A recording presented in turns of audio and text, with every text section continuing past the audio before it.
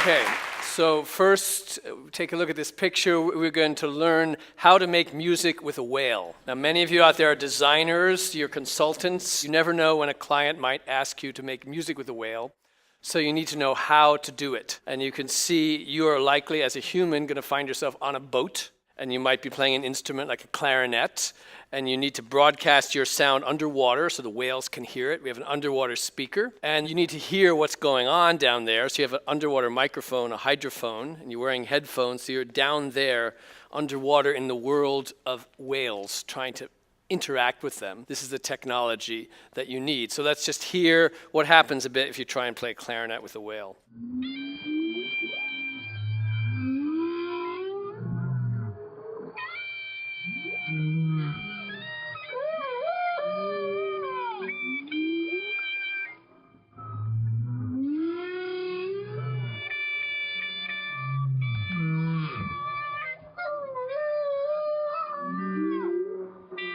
You can hear there the whale is trying to sing a more steady note, similar to what a clarinet might do. You connoisseurs of human-whale interactions, we should be impressed by that, because it is rare that the whale actually changes what he's doing in relation to humans. And besides, many people think, you're not even doing this. This is just all made up. So then we had to make this video to show that, in fact, we really do things like this. Some of you, by the way, may have seen a famous Australian advertisement where a whole orchestra is playing music with a whale. They did not actually do it. They just made a beautiful image of doing it. But here we're actually doing it. We're going out to meet the whales and make some music with them. Come on.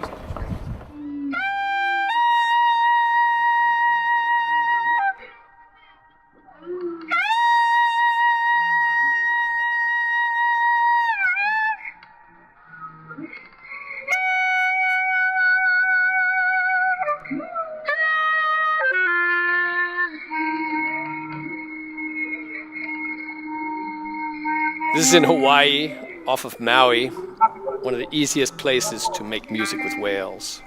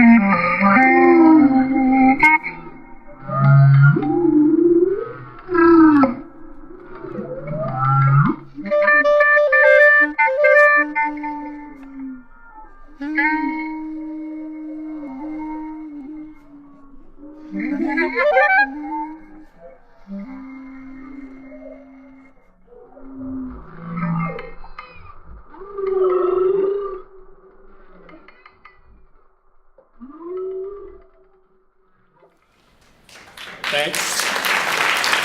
All right, so you could say, look, do you have to go to Hawaii to play music with whales? In fact, the first place I ever played music with whales was Chicago, at the Shed Aquarium, along with beluga whales there. And that was a wonderful opportunity to spend a few days with these whales and figure out how to communicate with them through music. And you might wonder, why would anybody want to play music with animals? Isn't it hard enough playing with people? The musicians are difficult enough as it is.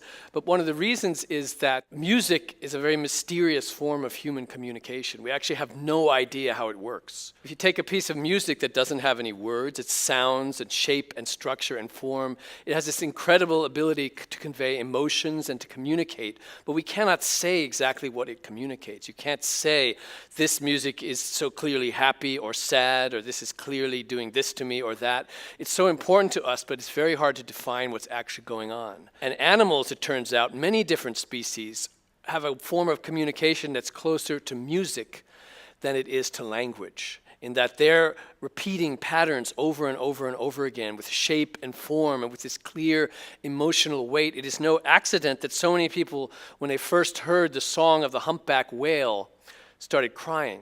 It was so beautiful, so emotional. And what's fascinating about whale songs, as opposed to bird songs and bug songs you're also going to hear about here, is nobody knew about this until the 1960s. No one knew that whales made sounds until Roger Payne, who's in this boat here, and Scott McVeigh started listening to these recordings. No one knew what they were, and they realized they come from humpback whales. So how do you make sense of what a whale is doing? Here we go into a whole design problem, really. How do you convey the structure of sound? We don't really understand what it is. And scientists, physicists invented this way of visualizing sound, so you see the image of the sound all at once, called a sonogram. They did this during World War II. So here we get a little bit of a humpback whale song. The parallel line means a steady pitch. The stacked on top means there's a lot of overtones there, like a complex tone. Play this for like a bunch of 6-year-olds and they just say, these whales are farting, or it sounds like a bunch of cows, you know. But what's different is there's a whole structure to this. If you actually get a sense of the whole thing, the song, which takes maybe 15 minutes to sing a complete song, it has this whole structure that you can't quite grasp if you just have little bits of it, like this, at a time. And the first guys to figure out this structure was there were, Roger Payne and Scott McVeigh. They printed out these images of sound. It was very laborious. They did it in the basement of a laboratory at Princeton University. It took, days to print out this much information. You might know that your phone could do it live now.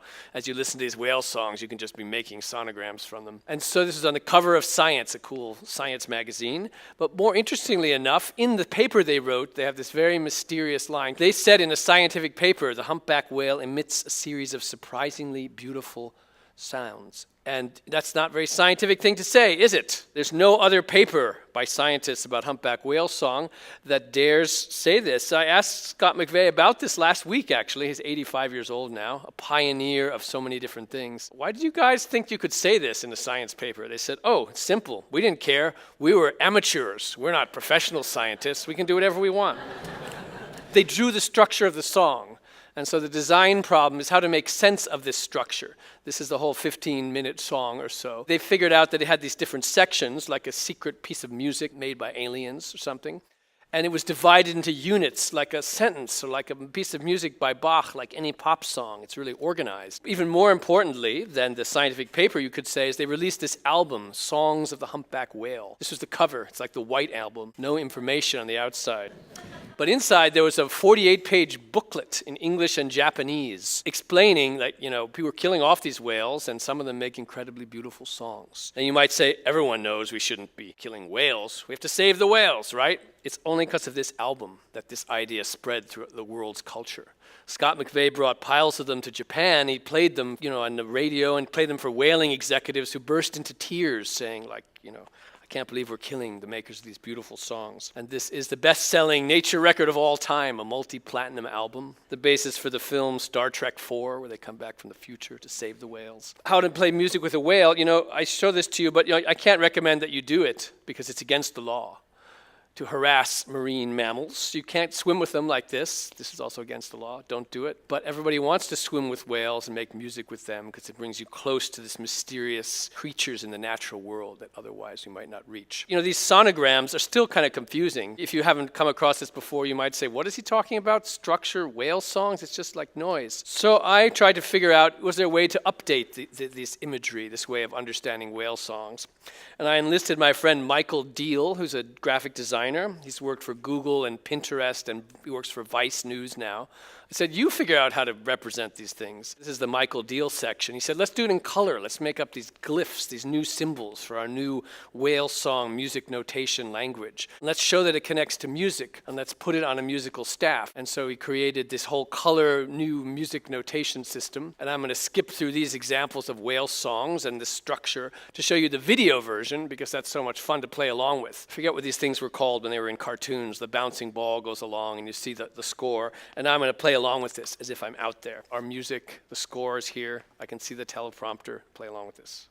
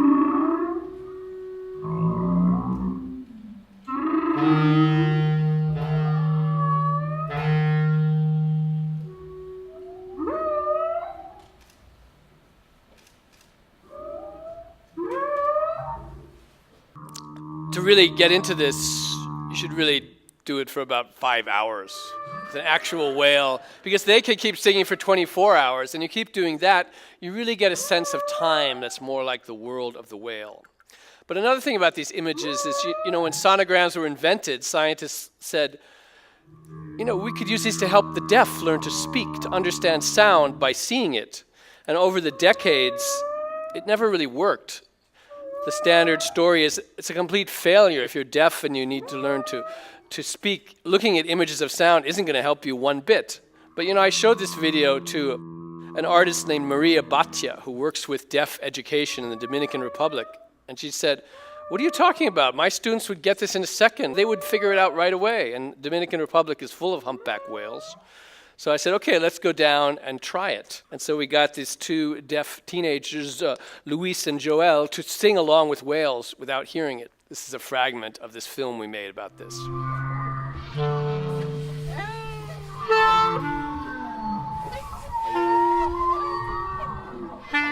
So these guys are pretty good at singing with the whales just by feeling the sound and having watched that video we just saw.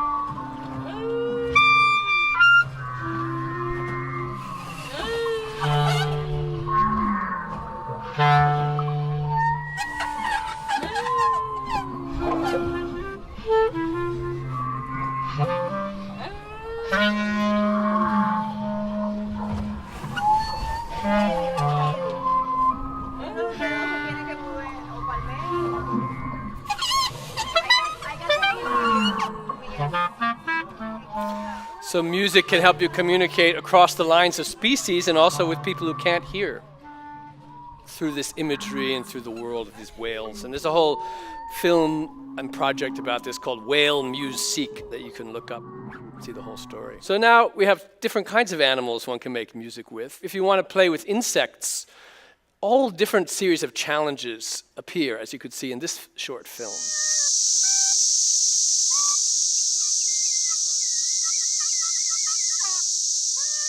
Here we are in Chicago. You all here know about 13-year cicadas and 17-year cicadas. Chicago has the most chance that you're going to find these species anywhere in America.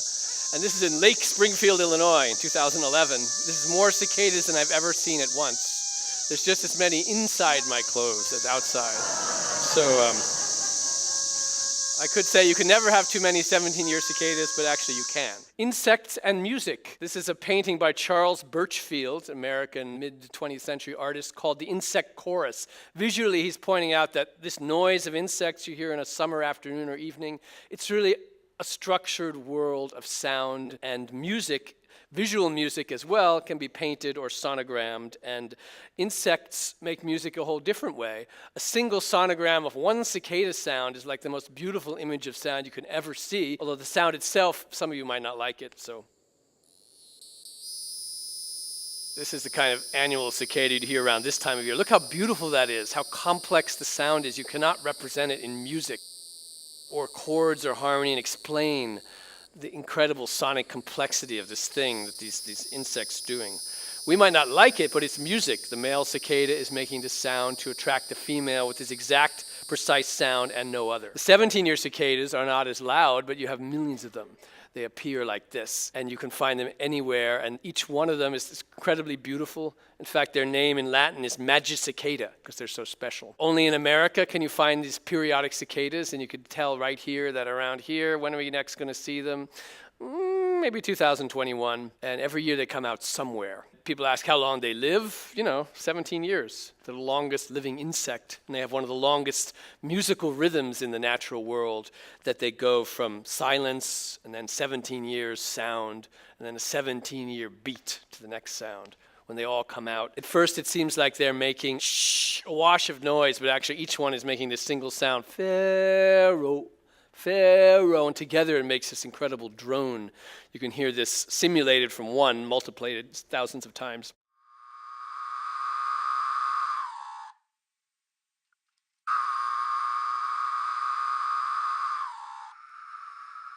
So if you have thousands of them, if you have millions of them, as you do in 1 acre or so, when they come out, it just sounds like.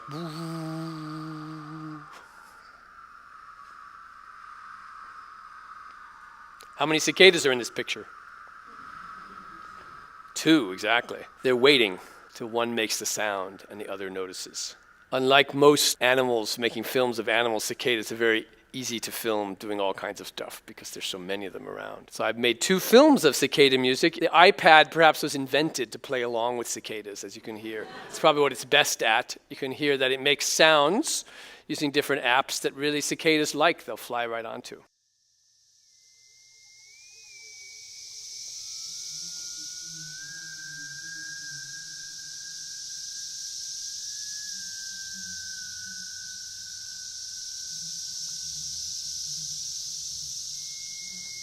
You might think, well, what does this have to do with music? It's just noise of bugs, But in fact, it's a highly evolved, specialized behavior, producing, a sound with a specific structure and emotion and shape and form that's essential in the lives of these critters to, At first we thought only the males were singing, and it's true, only the males are singing, but the females end up making a whole series of responsive sounds that nobody thought it was possible for an insect to have such a complicated ritual of sound going back and forth.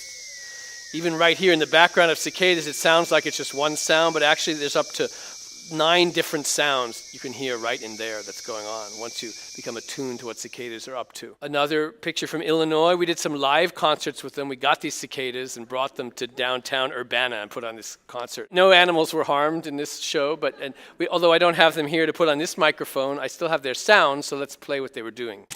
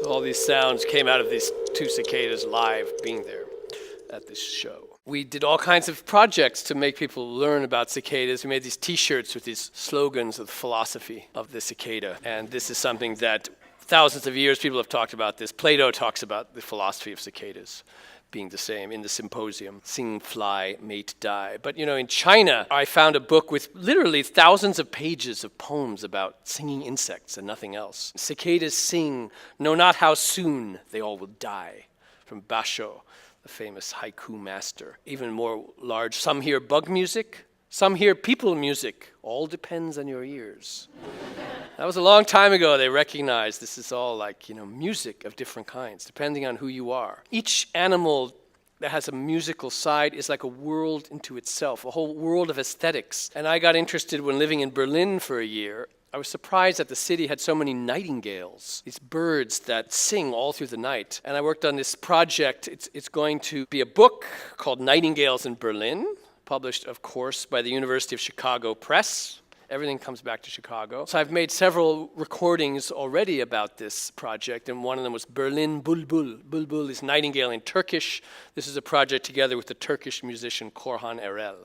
Nightingales can be occasionally seen during the day, but they also often are at night, and we took people out to these concerts in the darkness, in the parks of Berlin, where we would play along live with these birds. And we did it for several years, using these tools that you have seen before. Lately, we started making this film of them. So here is an excerpt from our film, which also should be ready in a year or two, with the Estonian singer Lembelok singing along with these birds here, along with clarinet.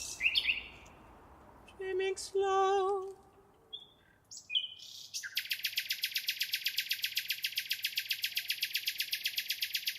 My mind is sitting there.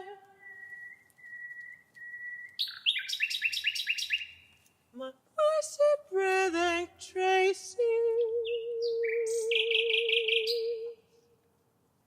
of her.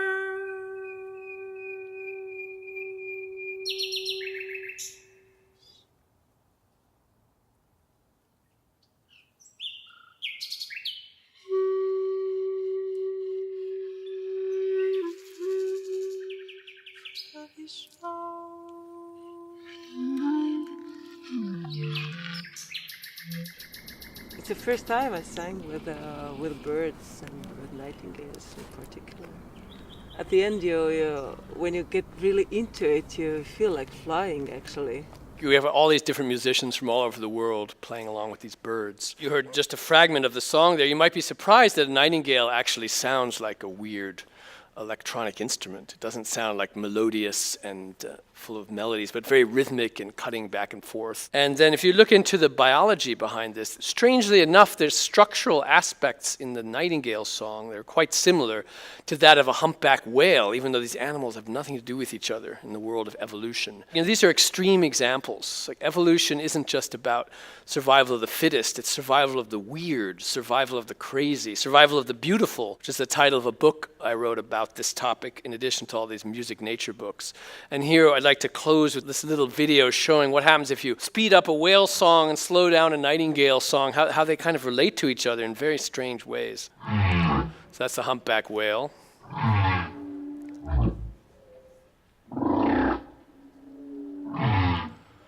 By now you should be an expert at reading these sonograms. That's actually the whale song at its regular speed. And now here it is sped up. You crank it up. It's like...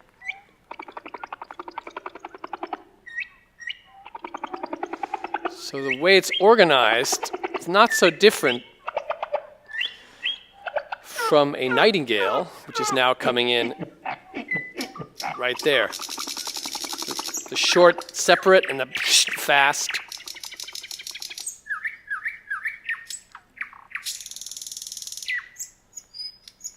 They're like nature's DJs, like remixing things. And you slow it down, a slowed down nightingale makes a pretty good whale.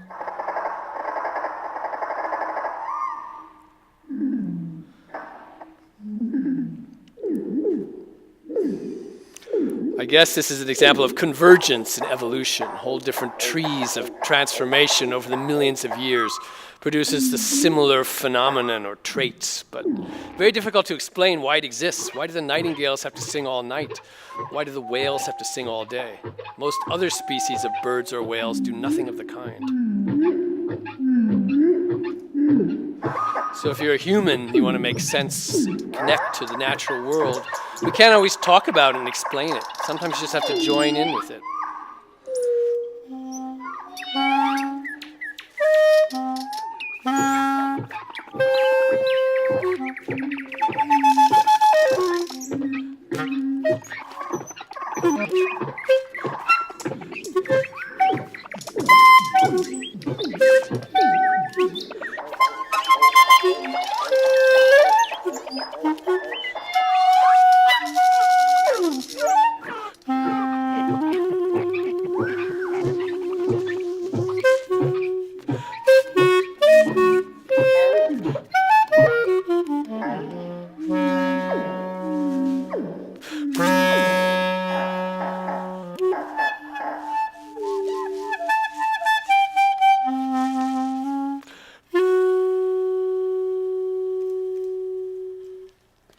Thank you.